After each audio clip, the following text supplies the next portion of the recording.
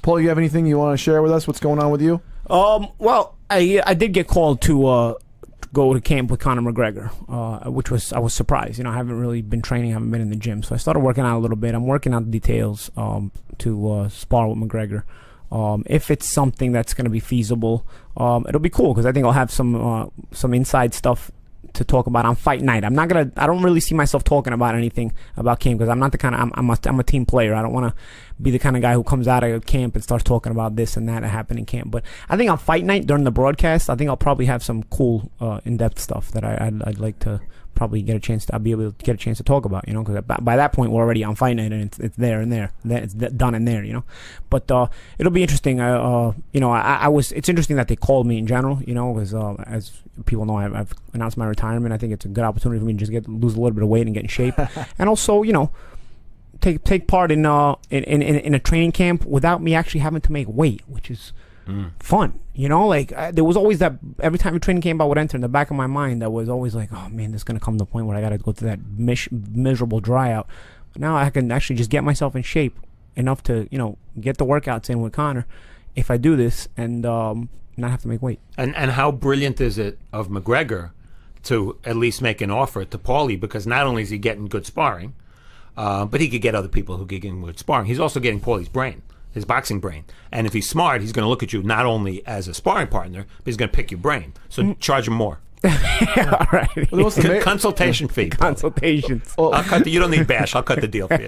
Thanks, Steve. I've been working with Paulie for almost 2 years now, and the amazing thing to me is Paulie called out Conor when he got his boxing license. Yeah, and I think I did call him out, and you know, I think that shows the character of the man, though. You know, that he could have said, "Screw that kid." You know, he called me out, whatever. I'm not gonna give him I'm not gonna put him in my training camp. I think it shows the competitive spirit and the willingness to want to learn on the part of McGregor, and it shows you how hungry he is, because he put that pride aside. It's not easy to put pride aside, bro, especially when you're a fighter.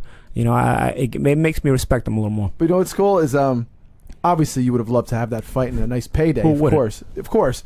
But now, I know you. If guys can say, "I'll fight him for one night and for $1 million," I'll fight him for $1 million. Hey, man, even for us fighters say the same thing. We'll fight anybody for for the right price. But also, you know, you're a very proud boxer, and like you're a big competitor. I think you're probably looking forward to getting in the ring with him and working. I think, you know, there's a lot of curiosities I have. You know, I know he's an ultra electric competitor.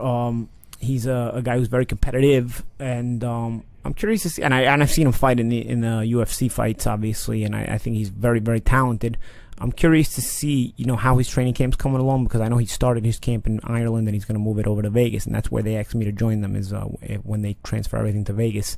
I'm curious to see just the kind of progress he's made thus far, even in this camp, just in the Irish part of the camp so far and whatnot, and then, you know, see what he's got to offer in this part of camp. You know, as I don't have my fighter eyes on right now anymore. You know what I'm saying? I don't have like, oh, you know what? I'm not coming in as a 22-year-old sparring partner. When I was a 22-year-old kid sparring with champions, I felt like I went in there with something to prove.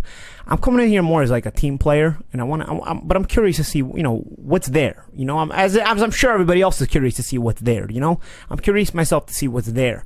You know, I know how to handle myself in the ring. I know how to defend myself. I still have enough speed to obviously give you good work and good sparring once I'm in shape. But I'm curious to see what's there. You know, everybody, I'm sure, is curious to see what's there, and I think that first sparring session, probably that first round, you know, it'll be pretty interesting. You know, that's very cool. Let's see if I do it, though. You know, I don't want to, you know.